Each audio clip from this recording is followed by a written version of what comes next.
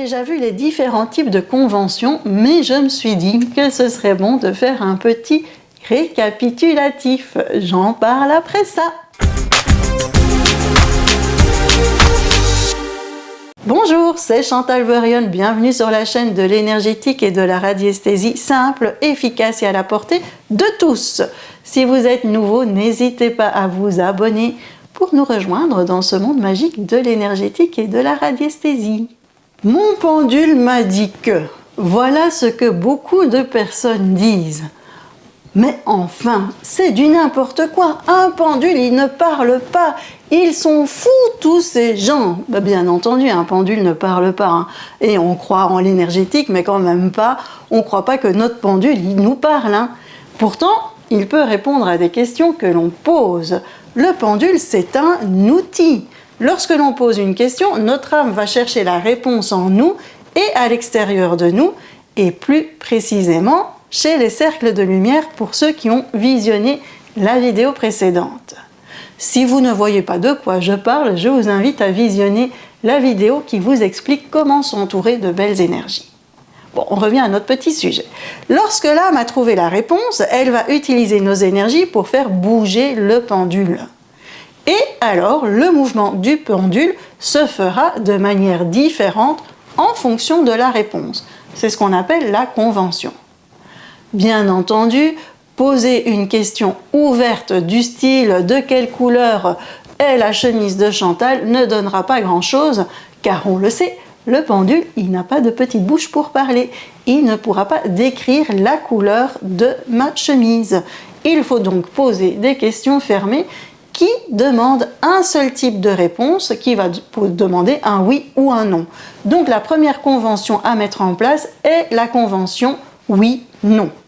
Le pendule aussi de manière différente pour le oui et pour le non. Seulement parfois le oui et le non ne suffisent pas. Vous pouvez mettre en place 3 autres conventions. Ces conventions sont peut-être, je ne sais pas et ce n'est pas le bon moment. Hein, quoi, c'est encore du n'importe quoi dans cette vidéo?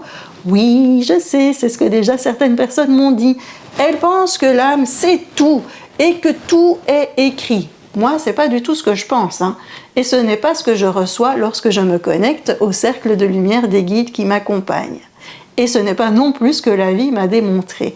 Il est impossible de tout savoir et il est très compliqué de déterminer l'avenir. Les énergies autour de nous sont tellement changeantes qu'il est compliqué d'avoir une réponse oui-non par moment. La réponse oui-non, elle arrive quand tout est en place, quand les énergies sont bien figées. Mais si vous devez prendre une décision, vos énergies, elles vont changer jusqu'au moment où vous aurez pris la décision. Le peut-être veut dire que c'est peut-être possible, mais que rien n'est certain. Le « je ne sais pas », ça c'est clair et net, hein, pas besoin d'explication à ce sujet, il me semble. Et le « ce n'est pas le bon moment » signifie qu'une réponse actuelle n'est pas possible, car trop de choses doivent encore se poser, ou encore ce n'est pas le bon moment pour vous, pour que vous puissiez connaître la réponse. Eh bien oui, il y a par moment des réponses auxquelles on n'a pas accès, parce que nous devons avancer de par nous-mêmes dans notre vie. Donc, les différentes conventions peuvent être oui, non, peut-être, je ne sais pas, et ce n'est pas le bon moment. Mais rien n'est figé en énergétique. D'autres conventions peuvent venir à vous, et ça, c'est génial. Utilisez-les. Il suffit d'accepter qu'on peut avoir d'autres conventions qui sont juste pour nous, et d'être prêt à les recevoir. Ok, il est temps de nous quitter maintenant. Prenez soin de vous. On se retrouve très vite et n'hésitez pas à vous abonner pour être tenu au courant des dernières vidéos sur ce monde magique de l'énergétique et de la radiesthésie. Bisous, à tout bientôt!